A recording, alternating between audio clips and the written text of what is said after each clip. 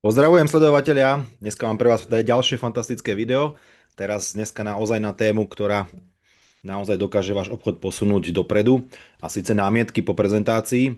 A viem, že väčšina ľudí s týmto má obrovský problém a nevie nejakým spôsobom na ne zodpovedať, alebo od samého začiatku, skôr ako na tú prezentáciu ide, tak sa tej prezentácie bojí na konci, pretože nevie, čo jej tí ľudia povedia alebo čo mu tí ľudia povedia a nevedia možno reagovať, alebo si myslia, že nevedia reagovať.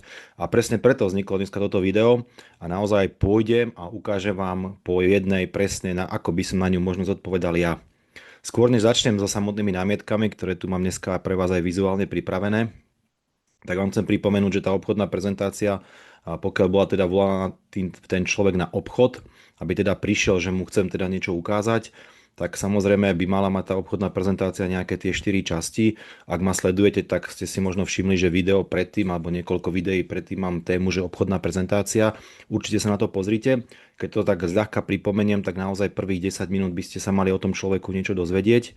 Je to dobré aj z hľadiska toho, že mu budete potom možno ľahšie vedieť zodpovedať jeho námietky. Nejakých 10 minút by ste mali predstaviť firmu, ktorú prezentujete.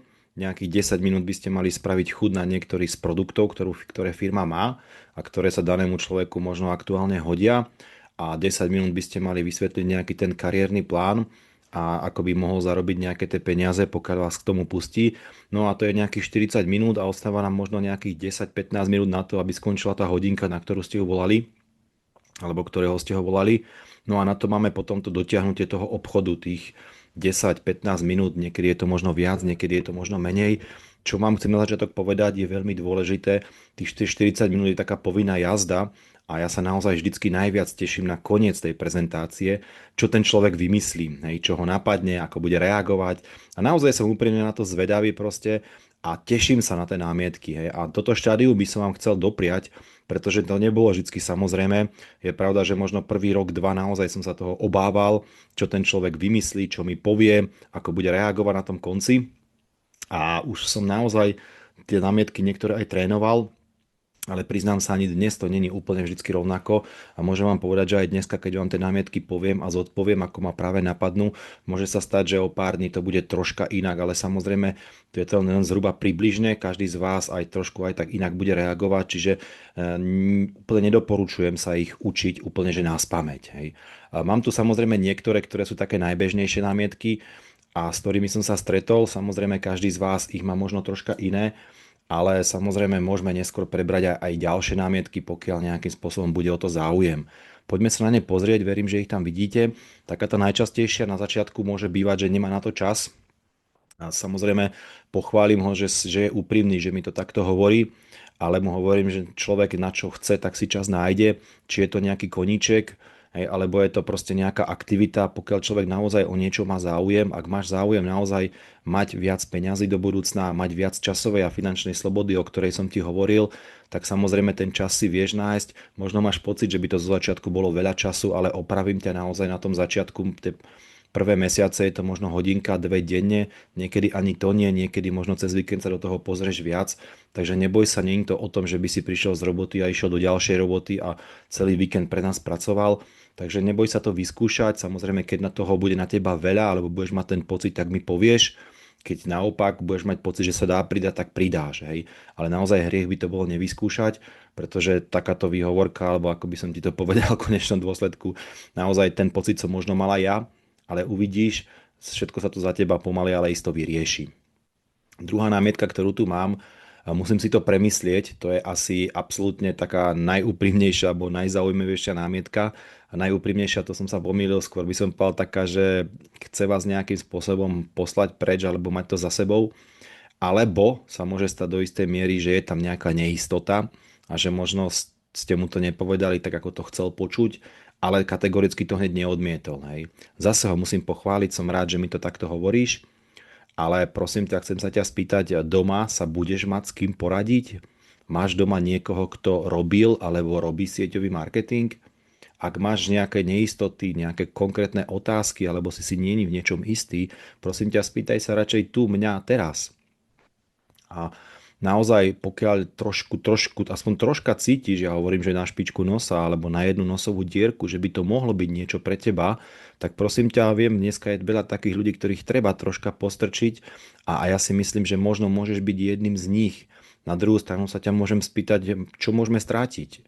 Ak je u vašej firme štartovací balíček za 120 eur, sú tam nejaké produkty v hodnote, ktoré sa človek použije, ale aspoň ho nebude mrzieť potom, prosím ťa, že si to proste nevyskúšal, keď prejdú 2-3 roky a budeš meniť prácu a pozrieš sa na mňa a budeš ma vidieť potom a spomenieš si a bude ťa mrzieť, že si to aspoň nevyskúšal.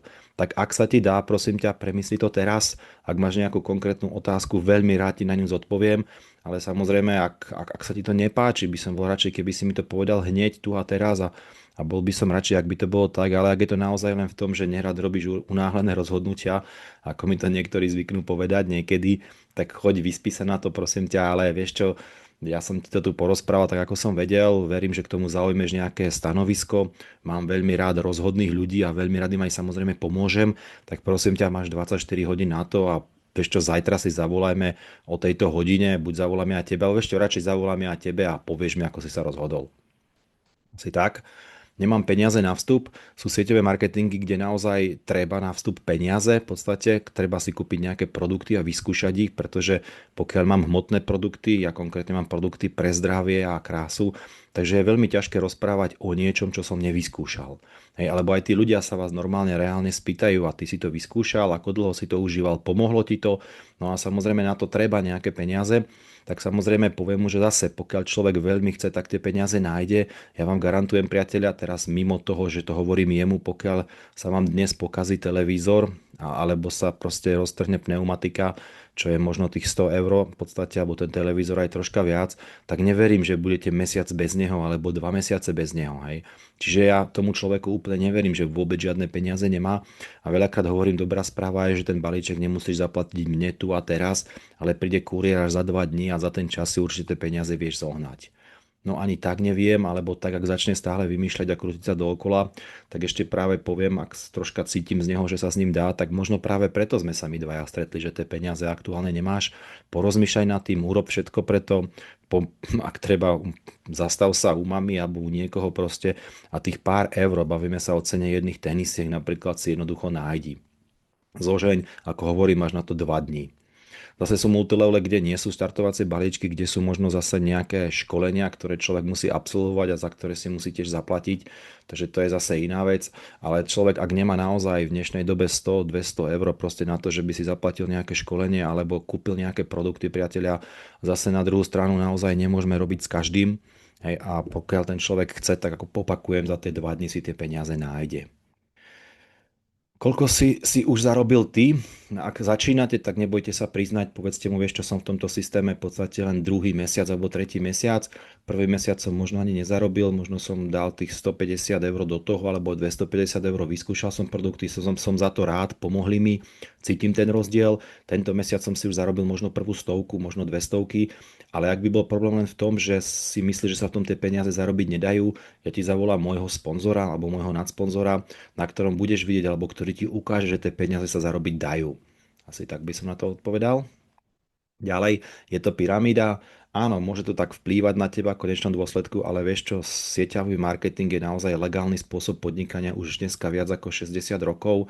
Konkrétne je firmu, ktorú reprezentuje, má 40 rokov a pokiaľ by niečo bola pyramída, samozrejme, prosím ťa, tak by to určite nemohlo fungovať 40 rokov. Hej.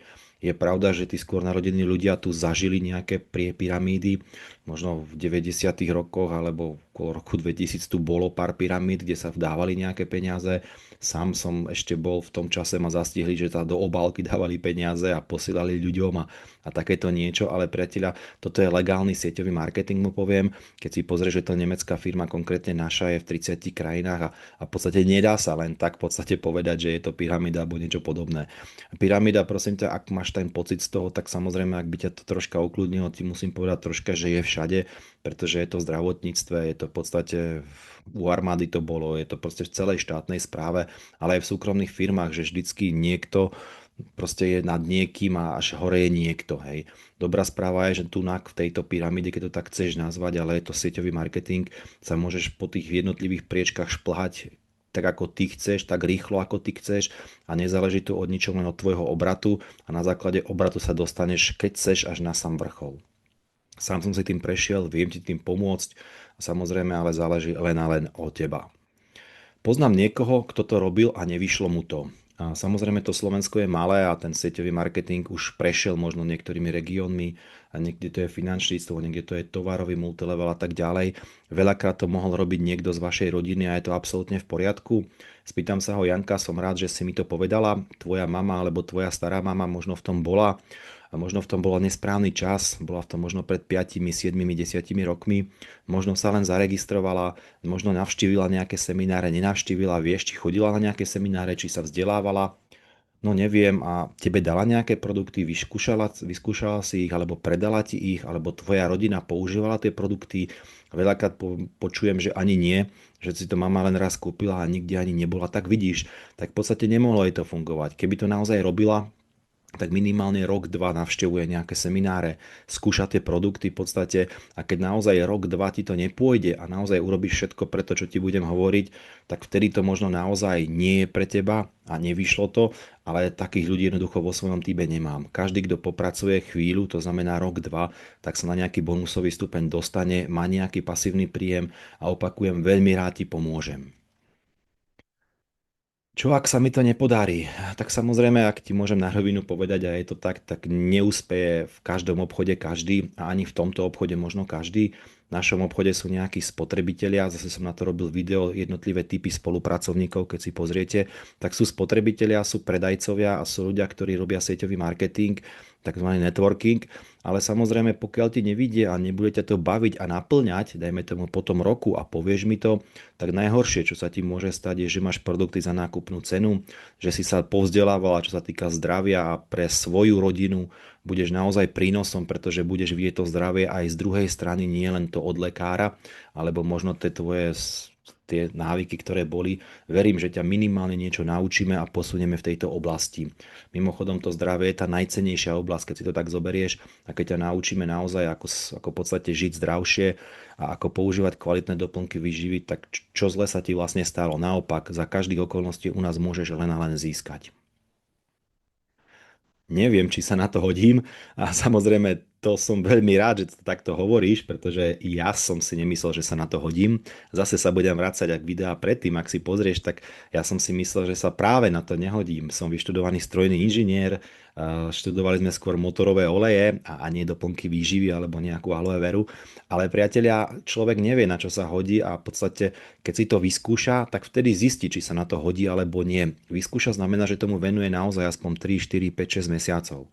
V dnešnej dobe, či to vieš, či nie, ale naozaj štatisticky každý človek okolo 40 bude najbližšie roky, zhruba každých 5 rokov v priemere meniť svoje zamestnanie. Je to preto, lebo prichádza doba, ktorá tu ešte dlho nebola, prichádza doba AI, kde naozaj veľa pracovných miest zoberie umelá inteligencia, neskôr možno nejaké roboty v továrniach. Čiže prosím ťa, ver mi, že človek sa bude musieť naučiť nové a nové veci. Skús to zobrať ako novú výzvu, poďme tomu venovať pol roka, rok a keď mi po roku povieš, že sa na to nehodíš, vtedy to zoberiem a vtedy ti dám za pravdu a nechám ťa tak, ako sa povie, ale naučíš sa o produktoch, opäť budeš vedieť o zdraví, budeš vedieť, ako tej rodine pomôcť pri takých ľahších zdravotných, možno aj ťažších zdravotných ochoreniach. Ale teraz povedať za týchto 40 minút z toho, čo si videla, či sa na to hodíš alebo nie, to je veľmi skoro a nedá sa to takto. Dnes to už robí každý na Instagrame alebo na Facebooku a zase samozrejme záleží od firmy, ale tie sociálne siete sú na to, aby sa tí ľudia prezentovali a ukazovali niečo. Tie algoritmy, ktoré tieto sociálne siete majú, tak samozrejme máš pravdu, že pokiaľ sa začneš troška zaujímať, poviem príklad o rejši a ťukneš sa na rejši, či už na Instagrame alebo na Facebooku, tak zrazu na teba začne vyskakovať rejši z každej strany od rôznych firiem a ten algoritmus to jednoducho urobí a ty naberieš ten pocit, že to predáva každý v tvojom okolí. Hej. Takže je to úplne normálne. Dôležité je, keď sa spýtaš svojich 3-4 kamarátov alebo kamarátiek, ktoré máš, pozri sa a spýtaj sa ich, či to robia, alebo hlavne, či používajú produkty, tie, ktoré chceš predávať. A keď ti naozaj povedia, že nie, tak naozaj to dneska nerobí každý, len troška tie sociálne siete, ako sa povie, dostali svojim algoritmom. Ďalej, tieto firmy po pár rokoch zaniknú alebo zmenia podmienky, priatelia. Áno, je to pravda. V sieťovom marketingu je veľmi dôležité, aby si človek vybral správnu firmu.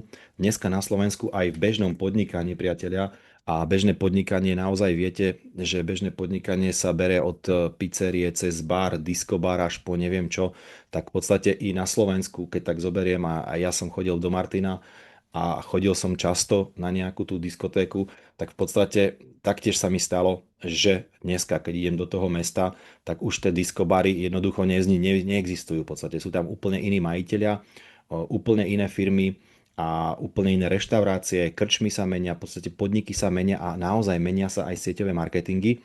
Ale priateľa, je veľmi dôležité na tom začiatku, ako som spomínal zase videa predtým, musím sa k ním stále vraciať. A priatelia, je to tak, pokiaľ robíte sieťový marketing a máte chuť v ňom úspieť, pozrite si viaceré videá na tomto kanáli, pretože až potom vám to bude dávať zmysel a nejaký ucelený prehľad, pretože na tom začiatku je veľmi dôležité si vybrať firmu, ktorá v tom sieťovom marketingu už má niečo za sebou. Taktiež v sieťovom marketingu iba jedna firma zo 100 prežije 15 rokov, priatelia. Čiže ak máte firmu, ktorá tu je 15 rokov, tak naozaj gratulujte si, pretože tá firma už vaša prešla rôznymi podmienkami, ako sa povie, vyskúšala si logistiku, vyskúšali si majiteľia, či uniesú ten nápor, vyskúšali si, či tie produkty sú atraktívne, či dokážu byť 15 rokov na trhu, či kariérny plán funguje, pretože za 15 rokov vzniknú už aj najvyššie pozície a treba ich vyplácať. Preto je naozaj podstatné vybrať si správnu firmu, pretože naozaj na tom začiatku do toho treba vložiť nejakú tú energiu a troška si spraviť tú rekognoskáciu toho terénu, ak sa povie. Čiže je na vás, aby ste si vybrali správnu firmu. Ak už nejakú firmu reprezentujete, tak si troška pozrite tie kritériá, ktoré som spomínal v predošlých videách, či naozaj tá firma tu bude aj o pár rokov. Ako vravím, zastupujem firmu, ktorá je 40 rokov na trhu, preto hovorím, keď tá firma prežila 40 rokov veľmi a potom všetkom, čo vie, prežije aj ďalších 40 rokov na to všetko, na čo je nastavená.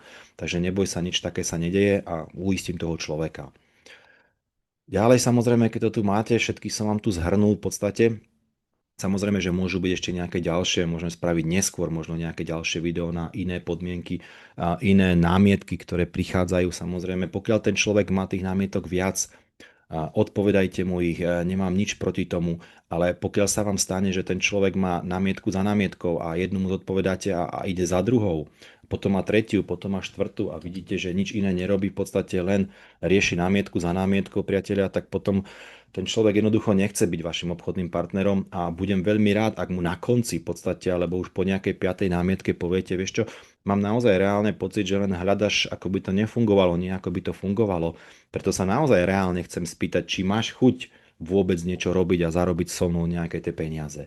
Nebojte sa tejto otázky dávať, pretože ak sa točíte len okolo horúcej kaše, bojte sa toho človeka aj spýtať. Ak máte z neho pocit, že naozaj reálne to nechce robiť, nech vám to povie, pretože potom si ten človek aj on váži vás. Hej, a ten rozhovor naozaj nejako skončí. Ak ten rozhovor skončí, nie, ďakujem, vieš čo, nie je to pre mňa, som rád, že si mi to ukázal, prajem ti veľa úspechov a tak ďalej. Vy ešte stále máte možnosť, pokiaľ robíte tovarový multilevel napríklad, tak v podstate predať mu nejaký tovar, aby si ho vyskúšal, aby vedel, s čím robíte, aby vyskúšal kvalitu tých produktov a čo naozaj ten multilevel, ten kvalitný produkt má. A prípadne, vieš čo, som rád, že si mi to aj takto povedal, som rád, že si vyskúšaš od nás nejaký produkt a vieš čo, keby si mi troška na začiatku chcel pomôcť, bol by som veľmi rád, keby si mi dal možno 2-3 doporučenia na niekoho, komu by naše produkty mohli pomôcť, alebo o kom vieš, že by mal chuť si privyrobiť, alebo o kom vieš, že už robil nejaký sieťový marketing. Takže naozaj, priatelia, dôležité je ísť na každé jedno stretnutie, nebáť sa tej koncovky, naopak tešiť sa na tú koncovku, pretože tam je to vždycky zaujímavé. Veľakrát tých prvých 40 minút je stále tých istých, alebo veľakrát nie je úplne stále tých istých, pretože tí ľudia sú rôzni, ale tú firmu už máte nejak nacvičenú, máte nacvičené nejaké tie produkty, aj ten kariérny plán, ako vysvetľujete, možno tých prvých 10 minút je iných, ale tá koncovka, priateľa, tá je najdôležitejšia. Pretože veľa ľudí sa chodí len na prezentáciu vykecať, porozpráva a bojí sa opýtať o výsledok. A keď sa bojíte spýtať o výsledok, priateľa, ak niekoho pošlete domov s tým, že neviete, či to chce robiť a dáte mu viac ako 24 hodín, priateľa, na mieste máte šancu 50 na 50. A dokonca myslím si, že 70 ku 30, pretože je ešte zapálený a tak ďalej. Pokiaľ ho pustíte domov, o 24 hodín si myslím, že máte oveľa menšiu šancu, možno 40%. Ale viem, priatelia, že pokiaľ toho človeka necháte viac ako 3 dni rozmýšľať nad týmto obchodom, tak verte mi, že za 3 dni tá vaša pravdepodobnosť toho úspechu, že sa ešte zaregistruje, klesá niekde k 5% a potom neskôr už až k nule. Hej, takže priatelia, ak sa vám dá, snažte sa tých ľudí vyprovokovať rozhodnutie hneď, nech vám teda povedia, na čom ste. Keď nechcú, predajte im produkt, vypýtajte si doporučenie a keď nechcú vôbec nič, poďakujte im za ich čas, priateľa, a verte mi, akékoľvek odmietnutie patrí do tohto obchodu, pretože je to absolútne samozrejmá vec, niekto chce a niekto nie, ďalší prosím, ako sa hovorí. A nesmiete si to brať osobne, pretože ak si to začnete brať osobne, ten obchod vás dlho baviť nebude. Aj vy chodíte do obchodov, kupujete si topánky, kupujete si nohavice a nekúpite v prvom obchode a hneď proste možno dvoje, troje, ale prejdete pár obchodov, potom sa k ním možno vrátite, možno idete úplne inde do obchodu a možno ten deň si ani nič nekúpite. Hej. Takže priateľa, na odmietnutie by som mohol robiť ešte a možno, že aj budem robiť úplne ďalšie video, pretože sú ľudia, ktorí si to berú osobne. Ešte nakoniec by som možno mohol povedať, priateľa, ten človek neodmietol vás, pretože na to stretnutie prišiel a strávil s vami ten čas. Ten človek odmietol tú firmu alebo tú ponuku, ktorú ste mu ukázali, alebo tie produkty, takže ešte raz neodmietol vás, ale odmietol firmu, s ktorou spolupracujete. Takže si to nemôžete brať osobne. A viete čo, firma je na to zvyknutá. A čím tých odmietnutí zažijete viacej, tým budete mať väčší úspech, pretože vždy je nejaká štatistika, že z 10 ľudí sa zaregistruje, dajme tomu dvaja, niekomu traja, niekomu 5, ale niekomu len jeden, priateľa. Takže odoberajte tento kanál, dole máte zvonček, pozrite si ďalšie videá, ktoré tento kanál obsahuje, priatelia, pretože naozaj, ak robíte sieťový marketing, dovolím si povedať, že získavate naozaj, a teraz sa troška vyzdvihnem, kvalitné informácie od človeka, ktorý ten sieťový marketing naozaj robí roky a robí ho v teréne, nie teoreticky, a teším sa s vami na ďalšie video. Ešte raz, priatelia, ďakujem a vidíme sa v ďalšom videu. Majte sa!